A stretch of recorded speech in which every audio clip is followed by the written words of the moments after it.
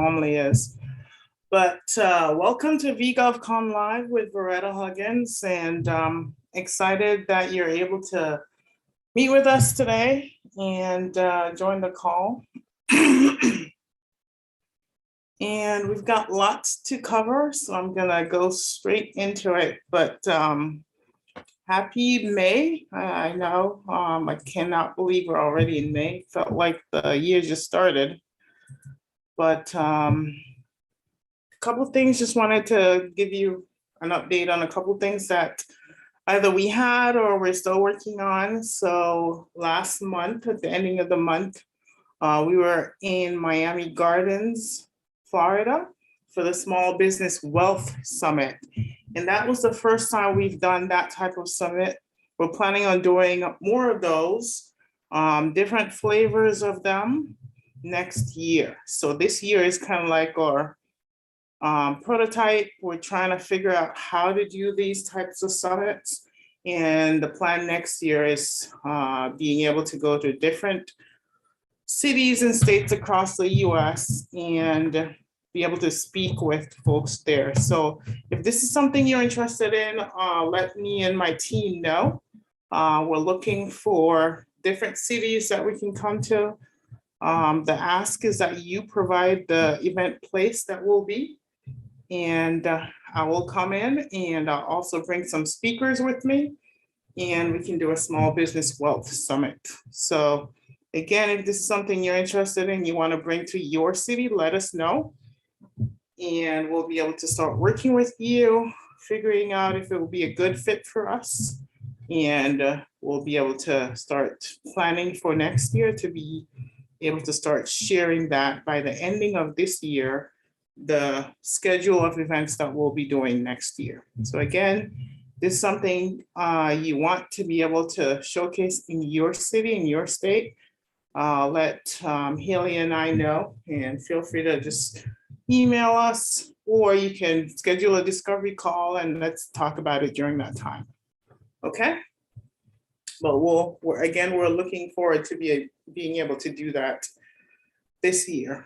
We are planning to attend the Small Business Expo in Phoenix, Arizona, and that's in September. And that's the only other type of speaking event that we're doing for the Small Business Expo. So I know some of you already contacted me. I was like, hey, I was hoping to see you in our city for the Small Business Expo. We typically just go to the city once, and then we'll find a different city that have not seen or heard me before, and that way I'm able to share that content with them. So if I've visited your city before and you want me to come back, and you can find an event space that you can use to host us, we'll be glad to be able to fly in and be able to do that summit for you. All right. I'm currently working with a nonprofit in Redmond, Washington. And for July, August, they're having a speaker camp for youth. And it's mainly focused on young girls, helping them to be able to speak.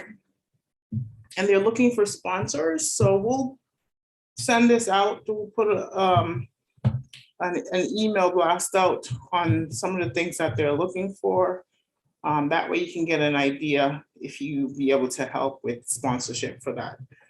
Some of the things they're looking for is being able to get t-shirts printed, booklets printed. They also want to do some monetary donations that will go towards lunches. So if your company can be able to sponsor any of this, and again, we'll put some information out, send that out to you folks so that you'll be able to see what the information is and determine if your company want that visibility. One of the things I do, and I'm always encouraging other companies to do, is you're working for your client all the time, but you have to find a purpose. You have to find a charity that you want to be able to help out, because that looks great on your website. It looks great when you're having those conversations. Hey, yeah, we helped out this nonprofit. We're able to help them with this, this, and this. So again, just a little thing that I'm telling you about. We're also going to be working with that same nonprofit and doing a summit style. Again, this will be Voice of Youth Epic Summit in Redmond, Washington. And again, one of my passion is science, technology, engineering, and math. And the other one is getting women on stages. So with the Voice of Youth Epic Summit, their goal is to be able to train young girls to speak on stages. And so that's why I decided that will be one of the nonprofits that I would be able to support. So again, if you want to be able to be in this with me, just let me know and we'll come up with ways you can help sponsor that event also. All right, so tonight we're talking about marketing to government clients. So if you've been to all of the sessions we've had this year, the V-GovCon Live, this year we've been focusing on giving you the information about the Infrastructure Investment and Jobs Act. Tonight, it's different. If you completed all the things that we've told you before, you should now be ready to market to these government clients. These government clients are open for business and they're looking for small businesses. They're looking for minority-owned businesses. They're looking for women-owned businesses. They're looking for disadvantaged businesses. And you're in any of those categories, they're also looking for small businesses. So again, they're open and they're looking for you. So how do you market to them? How do they know you exist? Those are some of the things that we're going to talk through tonight. So the first thing is, I just want to verify here, everybody can see my slides.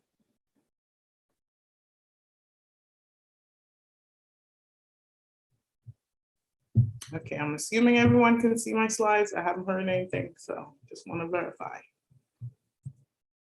Yes, okay, thank you. All right, so the first tip I have here is figure out which government agency is buying what you're selling. That is the first step in you trying to be able to market to them. You need to know which agencies are buying what you're selling. If you met me at a small business expo or any other types of event, or you contacted me through one of our discovery calls, I might have told you based on what you sell, which federal agency you can target. And so you might have that first knowledge. If you're not sure, the next thing that you can do is go to sam.gov, put in your NAICS code, and from there, determine which agencies are looking for your services or products. That's another way of you figuring out which agencies are buying what you are selling, okay? So again, first you have to figure that out. Now there are 24 federal agencies. I'm gonna go to that slide. Please, it works. Okay, so there are 24 federal agencies and they're listed here. Figure out which one is buying what you are selling. Now I've got Department of Transportation highlighted because we're gonna use that as an example for some of the things that we're gonna talk about tonight. But figure out which agencies are buying what you're selling and know that if you choose one of these agencies that there are like offices under it. So a Department of Transportation might have several different sub-agencies. Federal Aviation Administration is under Department of Transportation. You also have Federal Transit Administration. So there are lots of different agencies under them. And so don't think that once you figure it out, then that's all you're gonna be doing. Figure it out and later on we'll talk about choosing which ones to choose. So the next tip here is update your marketing materials and sites for government clients. So a lot of you have done commercial work before. So you're selling to commercial clients. And just letting you know, the federal government, the state government, the county government, the city government, they are different to your commercial clients. They use different language. They require more information because they're a government agency. So the way you market to them will be different to how you are marketing to your commercial clients, okay? So what do you need to update as your marketing materials and sites? Your capability statement, that's what CS means there. So if you already have a cage code or you submitted your application for a cage code, and you come to Varetta and said, hey, what's next? What should be the next thing that I do? Work on your capability statement if you are a for-profit company, okay? If you're a nonprofit company, you need some kind of marketing material. I would say focus more on your website. Get your website up and running and make sure you have words that government uses, NAICS codes, some of the other information that they're looking for. If you have a downloadable copy of your capability statement on your website, that is always something that government agencies are looking for. So if they found you in a different database and they go to your website, they want to see your capability statement. So most times they'll just go there and download it. So you want to have a downloadable copy of your capability statement on your website. SAM profile. So if you've got your cage code, a lot of you are going through getting your unique entity ID. And I'm hearing those calls. You guys are calling me and telling me, hey, I've trying to figure out my UEI and I can't because I created 3 trouble tickets already and no one's responding to me. So I know those are some of the challenges you are going through right now. And it's only because, again, once they move from DUNS, using DUNS number to the unique entity ID, it takes the sites a while. And so they're going through, they have to do a lot of verification for your company. So they're going through that sam.gov site and they're trying to figure it out. And so be patient with them. If you're not sure you did something right, schedule a discovery call with me and we can take your 15 minutes and quickly go through that site and see if you did what you were supposed to do correct to be able to get your unique entity ID, okay? And I've got several people doing that already, so it's fine. Feel free to do that. But your SAM profile is where you get your unique entity ID, okay? Your SBA profile. So when you're going to SAM and you're getting that cage code, the last form in that process, it sends you over to sba.gov, and that's where you're getting your SBA profile. Your SBA profile is normally ready like a day after you submit it for your cage code. So you might not have your cage code yet, you might be waiting for it, but your SBA profile will be up and running for you. Your SBA profile determines if you're a small business. So if you're a small business, if you're a woman-owned small business, that kind of thing, it will be shown on the SBA profile. So you want to keep that updated because if you're looking at becoming a sub, a lot of the prime government contractors, they're using that site. They're using your SBA profile to check you out as a small business, to check you out to see which certifications you have that you're registered with. Okay, so they're using that SBA profile a lot. So again, these are at the federal level. So again, that's needed for you. If you already submitted your application for a cage code, then normally you would have completed that last form to get your SBA profile. Agency profile. So a lot of you might be working at the state government level, the county government level, the city government level. That's fine. A lot of these agencies, government offices, if you're working with them, want to work with them, they would ask you to enter your information in their procurement system. So you might have to go into a state government procurement system and be able to enter your information in there. You just created an agency profile at that level, whether it's the city government level, county government level, or state government level. Okay, so what I'm noticing now is those agencies at the state, city, and county government, they're not pulling from your federal. And it's all because of that unique entity ID.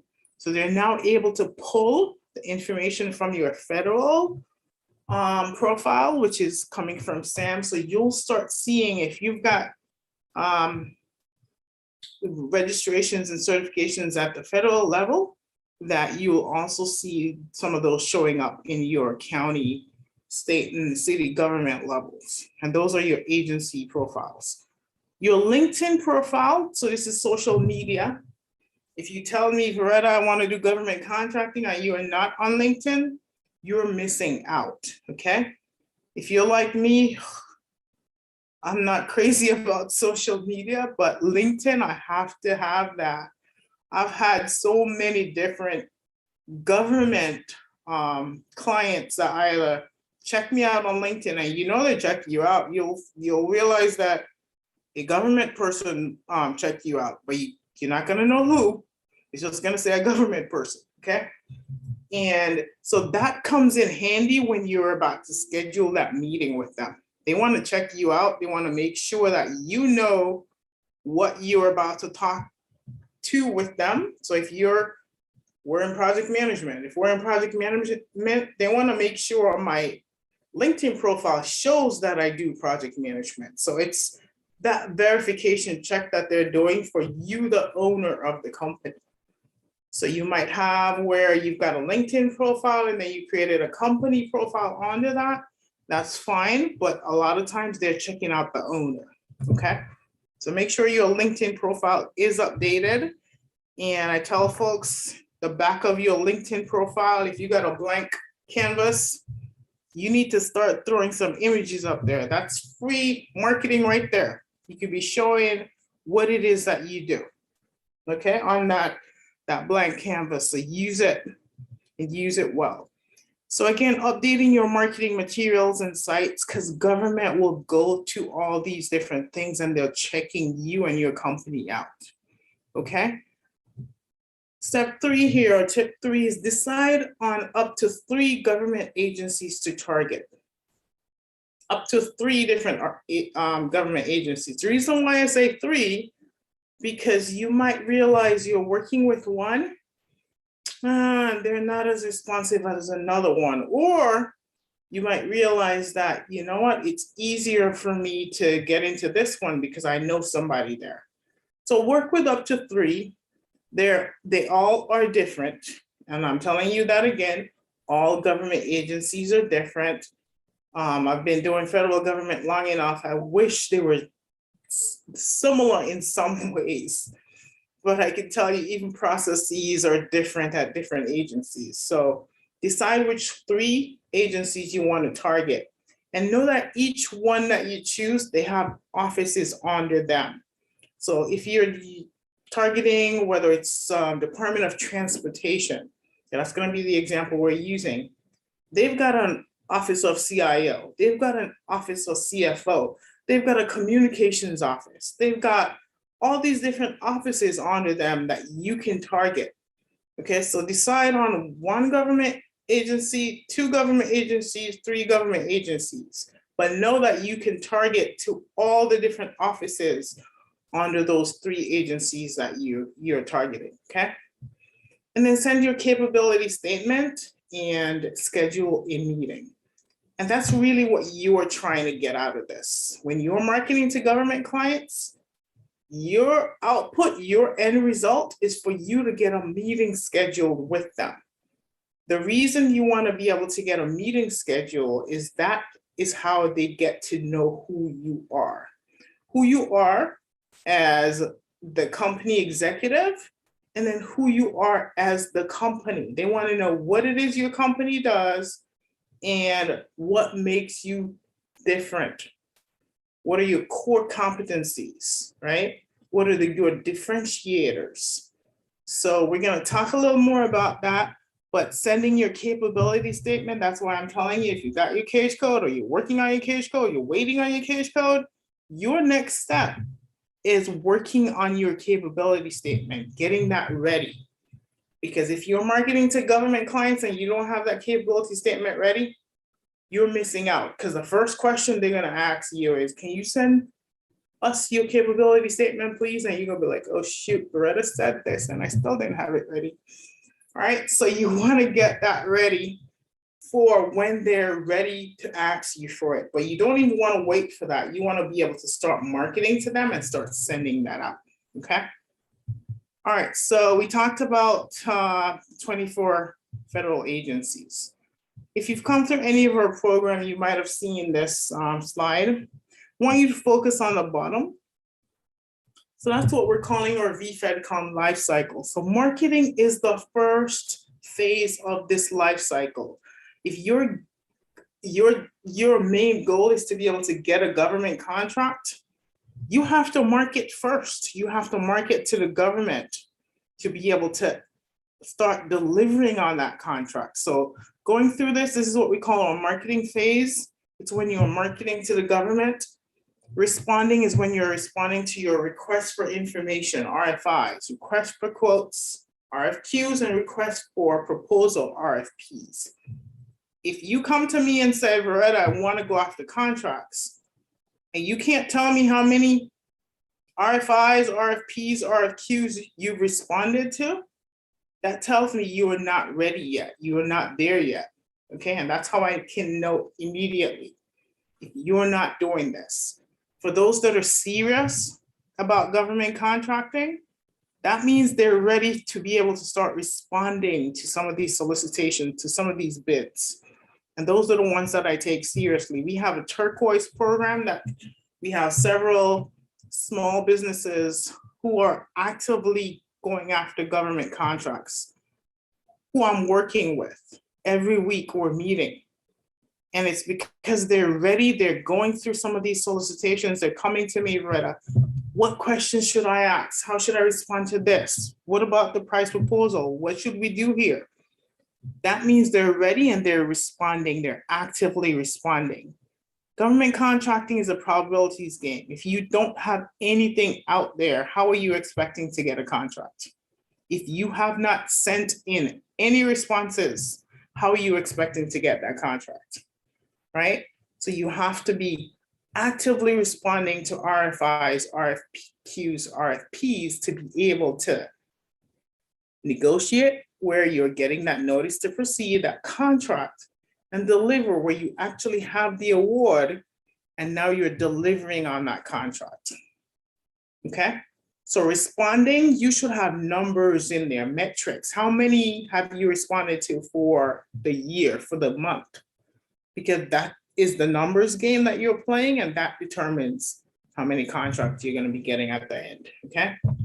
So again, today we're more focused on marketing. We're going to be looking at this throughout the summer because this is what we're going to be talking about when we're talking about responding to RFPs and being able to create your price proposal, which are some of the other topics that we'll be covering this summer. All right, so we're using Department of Transportation as our example here. DOT.gov is where you go. So who are you marketing to? The best folks for you to start marketing to is what's called the OSDBU. It's the Office of Small Disadvantaged Business Utilization. They are your small businesses at every agency. So no matter what you put in as a .gov, whatever agency you're marketing to, type in the search OSDBU in that search, and it will take you to their small business office. So I'm clicking here because I'm showing you. So here, transportation.gov, and it says US DOT Office of Small and Disadvantaged Business Utilization. So it's your OSDBU office, and that's where you want to go. When you go to that website, on the left, you're looking for their forecast. Now, you might find lots of other things here, so feel free to be able to look through that, but you're mainly looking to find out what is the forecast? What are the new opportunities that are coming up? Now you also see here subcontracting with DOT. So if you're a subcontractor and you want to know, hey, who are some prime contractors that we can target? They give you a whole list here. You got a name and a number of people that you can call at these prime government contractors. Okay, so go through it, look at your NAICS code. I will tell you, do not call them if you have not done your due diligence. Make sure you're figuring out if you find a name here in a company, go check out the company. Find out what contracts they've gotten recently. Some of this might be on their website. And so when you're calling them, you're not only telling them, hey, we are great at doing this, project management, janitorial services, whatever the services that you can provide or products that you have that you can provide to them. Make sure you've got a capability statement ready to go because they might be asking for that. But make sure you know what it is that that company does, okay? And that would help with the conversation you will be having with them. So it gives you a whole long list of names and phone numbers here you can contact. And again, these are all free to you. Okay, so here we're looking at what we're calling the forecast. So it says here DOT procurement forecast for 2022, for 2023 and 2024. So let's say we're looking at the 2022. Every agency is different. Some of them have little tools like this one, but by law, all of them has to have a downloadable Excel file. So get that downloadable Excel file, download it. You will start seeing some of the opportunities. And normally all government agencies are required to provide a name, phone number, and an email address of somebody you can contact who can give you a little more information. So here, all the construction stuff that they have here, I'm just going to click on one just so you can see what it looks like. And here they're telling you what it is. They've got replacement of bridges, and just know some of this money is coming from the Infrastructure Investment and Jobs Act, as I told you guys before. Some of them is money they've had before that it's just renews every year, but again, some of this is new money. So I'll give you a NAICS code. The main thing you want to focus on is that email address and phone number of the person that you will be contacting to find out more about this procurement opportunity, okay? And start off small, start off by saying, hey, you wanna be a subcontractor? If you start seeing numbers like this, okay? That means you're trying to get your feet wet, but you don't wanna just jump in. You wanna just find out a little more, see who's got the contract. What kind of services or products do they need and how you can help? And a lot of times they need your capability statement, okay? So jumping back here, so OSDBU. Any government.gov website you go to, type in OSDBU, OSDBU, and that's how you get to the small business office. They are your liaisons to getting to those 3 agencies that you've selected, that you're targeting.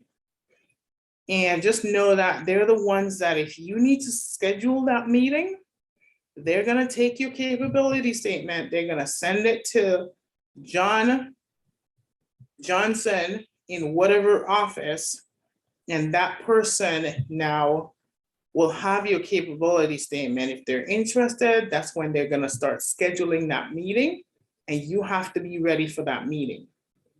A meeting is really where you're showcasing what it is your company can do.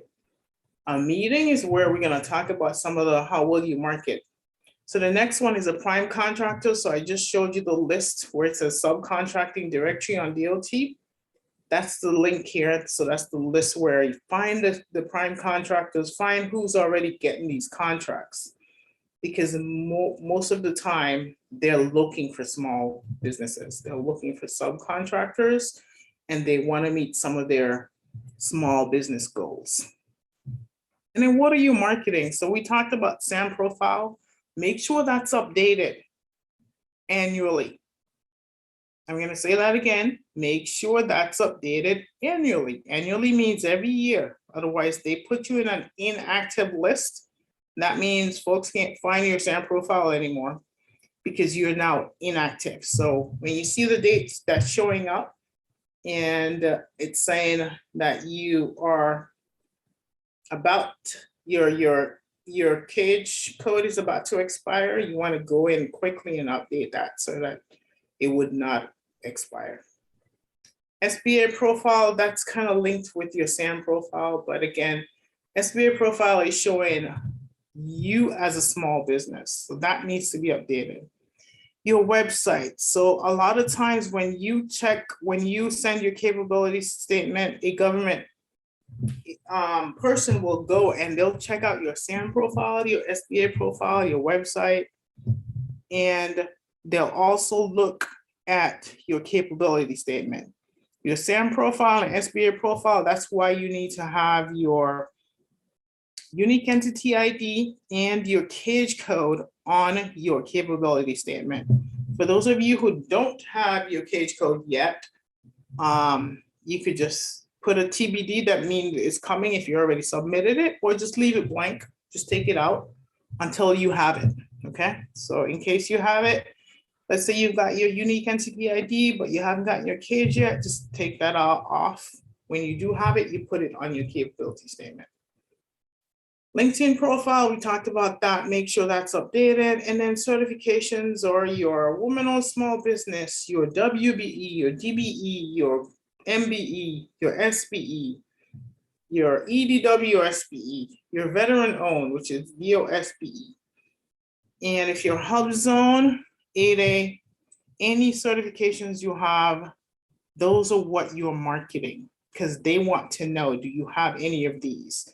A lot of times there are contracts or procurement opportunities that are, that will go to only a woman-owned small business. So you want to know what those opportunities are. Sometimes when you're having those conversations with government folks, you can ask those questions. Hey, do you have any, are you meeting your HubZone goal? We are a HubZone company. And so those are some of the things that in terms of how you can talk when you're having those conversations, what are some of the things that you can include in your talk with them? Why are you marketing to them? You're marketing because the government has needs. Now, your small business specialists, they know what those needs are. So not everything will be in the forecast. You might talk with some folks who will be like, you know, we don't even update that forecast. We don't even bother with the forecast. Your small business specialists, they know what the needs are. Whenever there are new needs where they need small businesses, those offices at that agency will go to the small business office and say, hey, do you know of any construction companies who are small? We're looking for a construction company who could do painting, who could do flooring, whatever, right? Or we're looking for a janitorial company who can do great air quality cleaning type work. Whatever it is, the small business specialists will know. They're the ones getting calls, getting emails from the program offices. The program offices are the ones with the money.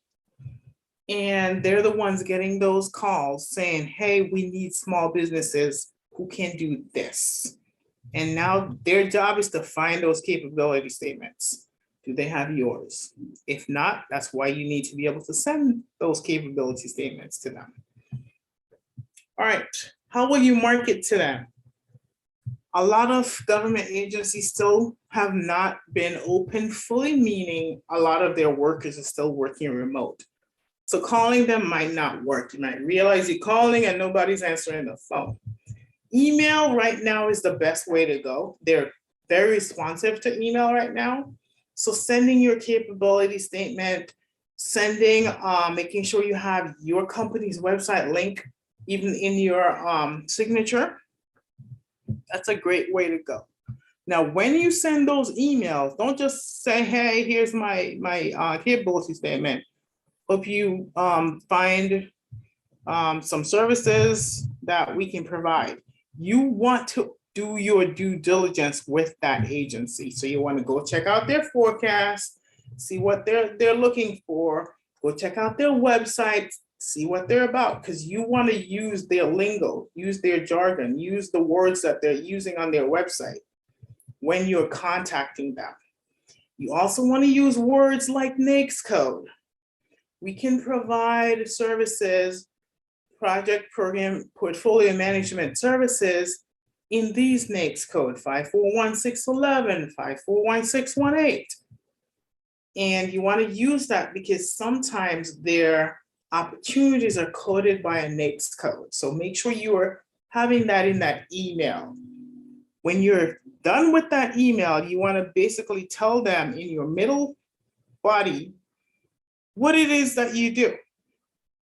What sets you apart from other companies providing similar services? And then your last paragraph in that email should be your call to action. You want to be able to schedule a meeting with them. You're going to give them a couple of dates, and then you're going to also leave it broad enough for them to choose or give you a date that they're comfortable with, right? So have a couple dates in there and then say something like, if none of this date work for you, please let me know your availability for the week of, and it could be June 6th, right? And find out from that, you want to be able to add your capability statement as a PDF document for them. That way they can get that, review it, send it to whoever who might be looking for your services. Now, a lot of times, and this has happened, I've done coaching long enough where this is not new stuff I'm telling you guys. I've told this to several of my clients that we do executive coaching for, and they've actually done some of the things that I'm telling you. And in one instance, I remember I got the email and the lady I was working with, she was like, Varetta, I did what you said, and oh shoot, they asked me for a meeting. I don't know what to do now. And so you send the email out, you ask them for a meeting, they respond and they say, hey, we can meet next Friday at 2. And you're like, oh shoot, what is it I'm gonna do if I meet with them? I don't know. And feel free to come, send us an email and let us know, hey, we did this, we did what you said, it worked, and I don't know what to do. What is the next step? And we'll be able to respond with you. But the next step is they're going to schedule most likely a virtual meeting with you, because that's what they're doing now. And 2 things can happen during this meeting. You want to prepare for both a presentation, a demo. So have a presentation. It doesn't have to be 20 slides. I would say 5 slides max, where you have 1 slide with all your pertinent information. It's stuff, the information you have on your capability statement about your company overview. It's that company overview where you have your company codes, cage code, unique entity ID, the year your company started, that kind of thing. And where you're located, contact information for the company, name of the company, right? And also what NAICS code you are currently capable of doing work under, right? So you want to be able to have those ready to go in a slide. And then if you saw on their website, if you saw on their forecast that they're looking for, and I don't know, whatever it is, your services that or products that you're providing. We work with a company who provides seafood. So you'll see an example of their capability statement that we work with them. But let's say that this company, Department of Transportation, they want to be able to make sure that they have seafood as part of the food that they're gonna be using in their cafeteria. So when you're marketing to them that demo, you want to be able to have a couple slides on what truck are you using, or where you getting your, what type of products they can purchase from you, and all the detailed things that you think that they're gonna need to know. But in 5 slides, you don't need to have more than that. Your last slide should be, if they want to purchase from you, how can they do that? And that's what we call your acquisition slide. Okay, and we'll talk, if we have time, we'll talk a little more about that. So be ready for that PowerPoint presentation, or be ready for the forecast. So if you know when you sent your email, it was about the forecast, during that meeting, they might just want a quick 2-minute pitch from you. So be able to do that pitch. The pitch might be your 2-minute pitch about your company, what services you can provide to them, okay? They're interested in what you can provide to them. And so make sure you do that due diligence. That pitch might just be a quick conversation you're having during that, that meeting, that virtual meeting. And then it might go into questions. Make sure you're asking the right questions. That's going to help you. The right questions might be, let's say you want to do a demo with them. What are some questions you want to ask them today that can help you focus on that demo?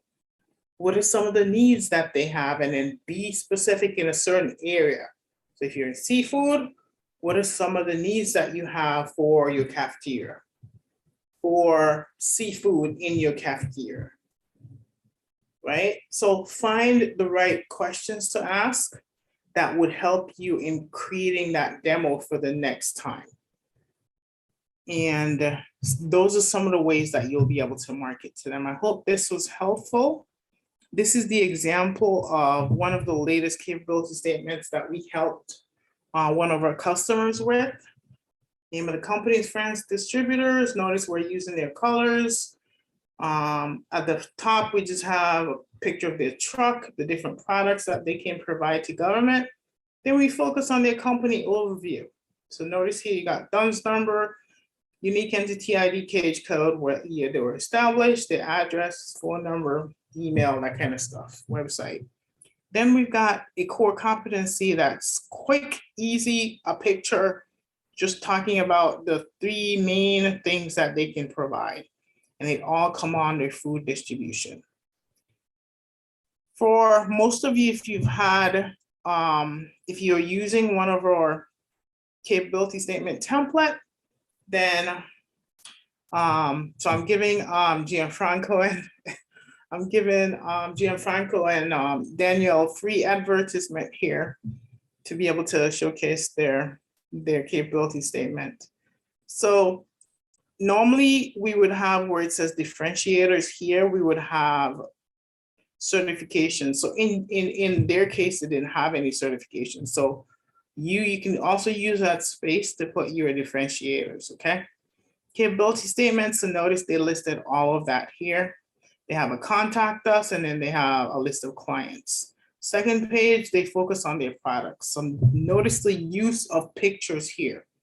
Pictures nowadays go a long way, because you can tell in a case like this, all the things that they're providing, right? And imagine if we had to list this, it'll just look like a boring second page. But the pictures make it look a little more different. It gives it a little more pizzazz to your capability statement. They were able to add their past performance, their subject matter expertise on the back. And when I talk about your last page on your slide deck being about your contracting options, if you know you don't have a contracting vehicle as yet, simplified acquisition threshold is the word you want to know. Simplified acquisition threshold. Okay? So you want to be able to use that. You can get work up to 250,000. And then during a national emergency, they pushed that up to 750,000. So this was a great example of when we're talking about getting your capability statement done, it has to be done. It has to be ready to go, because when they're asking for it, you need to have it ready. Okay, so I hope this was helpful for you. Think so tonight, and we're still doing the V-GovCon Masterclass for those who have not attended as yet. The big thing here is we're covering DBE certification. This is the last time we're offering this. We're covering DBE certification. We're covering the 3 roadmaps.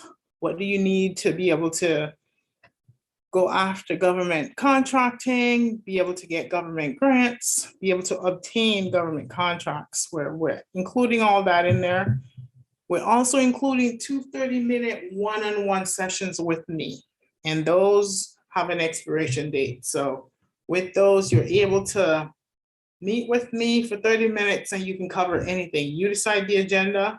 If you need help working on your UEI, getting your unique entity ID, we've had folks do that. If you need help with your DBE certification, if you need help with your capability statement, all those are things we can do during those 30-minute sessions with me. Okay, so I would say definitely, if you have not taken advantage of this offer as yet, this is the last time we're doing it. And right now it's $395 and the offer ends on June 10th. Okay, so please sign up. After this call, you're gonna get, think about 30 minutes after, you get an email, and the link to the offer is there. It's also on our V-GovCon constant contact page, so you can also access it from there. Last month I told you we're working on a couple new programs. The V-Fedcon Turquoise program, we've changed that slightly up a bit. So if that program is mainly for small business owners with the cage code. So I talked about folks who are working with me directly. If you're serious about government contracting, this is the program for you. I work directly with them, providing executive services, coaching, and helping them go after government contracting. So the part where we're on that slide, where we talk about marketing and then responding, the responding is what we use the Turquoise program for a lot. And then the other 2 programs, this is for any small business if you're interested in speaking. And for some of you, I know you're already giving away content right now, right? So Speak to Share Masterclass, that will be for you. If you're speaking and you're just sharing content with others, you're nervous when you're speaking, you're not sure about how to put your speaking content in a format for your audience. How do you find those speaking engagements? That Speak to Share Masterclass is for you. If you want to speak and sell from the stage, the Speak to Sell Masterclass will be for you. So those 2 are 2 different masterclasses that we're now offering. We've had folks already starting to get information on this. Please schedule a discovery call with me if you need more information on any of these programs. We have to vet you first for any of these, mainly because first, the Turquoise require you to have a cage code. And then the other 2, we are not taking any and anyone. So you have to be willing to go through our program. You also have to have something that you want to speak about. So that's what these are about. So again, if you're interested in any of these new programs, please schedule a discovery call with me and we'll start having those conversations. I'm gonna now open it up for questions. And look like we have a little time. So I have Haley now where she'll take over and start asking some of the questions that you asked. Yeah, Arnold King wants to know how the federal government uses your LinkedIn profile. Yeah. Sure. Great question, Arnold. And thanks for calling in. Arnold, they use your LinkedIn profile when you're scheduling that meeting that I talked about. They're gonna go check you out. And all you're gonna know is you saw, sorry, where someone from the federal government checked you out, you're not sure who it was. they're checking you out to verify that you are, whether you're the business owner or you're an expert in the field that you're looking at getting that contract in. So those are some of the ways that they're checking you out. They just want to make sure you're a legit business owner.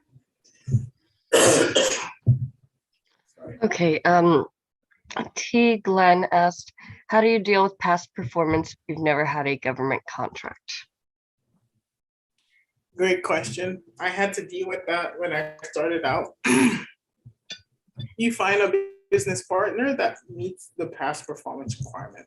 So that means you might have to be a subcontractor and have another company use their past performance to meet that requirement. But great question. All right.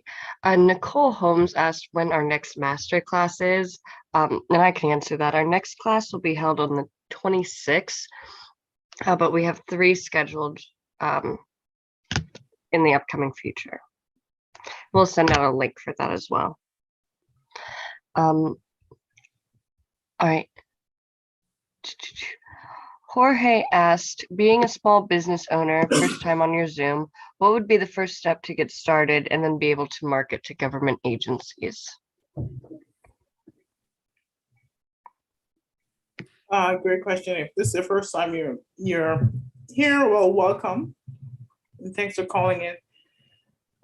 It depends on where you are. So we take people from, hey, Varetta, I got a name for my company, but I don't have anything set up. I don't even have an EIN.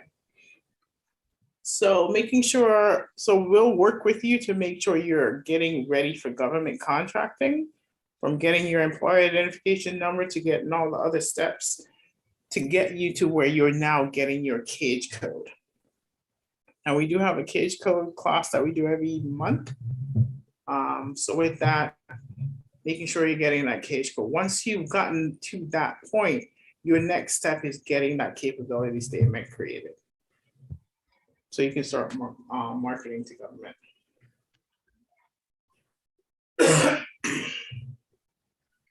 Okay. Nicole asked, how can you schedule a 15-minute conversation with you? Great question, Nicole. Several ways. One, you're gonna get an email tonight, 30 minutes after this call, and it should have a discovery link in there. If you can't wait, you can go to our website, v-PMC.com, and go to our government contracting success program page and just look for discovery call and just schedule it from there. The other way is the email that's on this slide. Just email us, and Haley can send you the link if you do that. Send that email.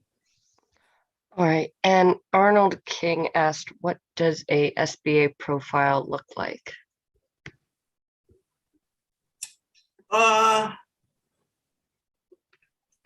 Arnold, if you want to see yours, you can schedule a discovery call with us.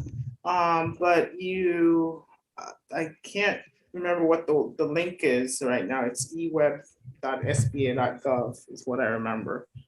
But it tells you the company information. It also has if you're an 8A or not, HubZone or not, women-owned small business or not, all the certifications for small business it would list. And if you qualify for them or already registered, it would show your information there. So that's where prime contractors and also government contractors go. And government agencies go to find out if you are already registered in some of these programs. I'll give you an example, Arnold. Last year, we were working on an NIH, National Institutes of Health, solicitation. We submitted a response. One of the requirements was that we should have registered as a woman-owned small business. Of course we are.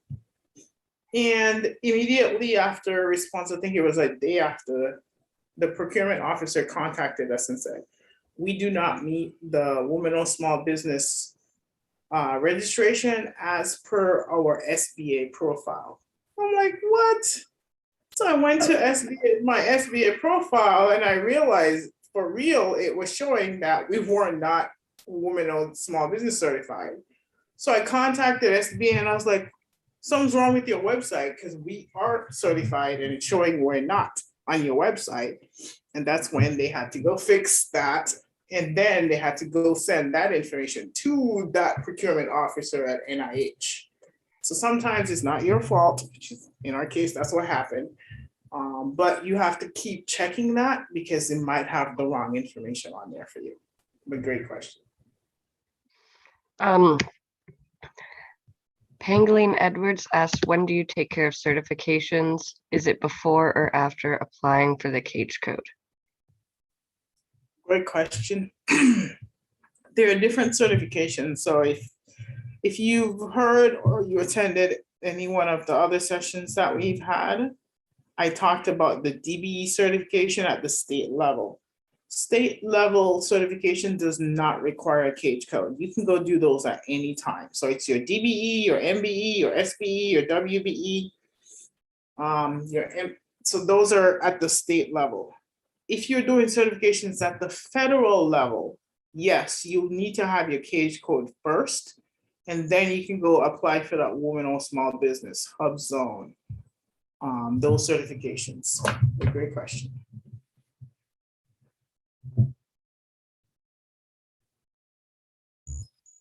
Right. Dwayne Woods asked, what's the typical time frame for being approved and starting work with a contractor? Is this, I guess I'm trying to figure out. Is this a government contractor or? I think he means as a sub for a prime contractor. Okay. I think. So Dwayne, if you've got. Okay, I see your response, Dwayne. So typical time frame is set by the prime contractor. So, and then it depends is my answer to you. So if that agency, if that government contractor, that prime government contractor already has the contract in place, meaning they got the contract, let's say 2 months ago, and they're working on just filling positions. That means they can put you as a sub on contract immediately. So typical time frame for you to get on that contract can be immediately. You sign the paperwork with them and they can put you on contract. If it's a scenario where you guys are bidding together on a contract, meaning they're using your company as a sub or a teaming partner, they do not have that contract yet. They have to wait for the government to give them the contract if they're going to get the contract. So in typical those situations where you are bidding, those can go from about 60 days to over a year. And I'm telling you, over a year. We've had contracts, procurement opportunities that we sent off and we forgot about. And then we get an email, hey, we need to update you need to update your number of days that, or your bid was in.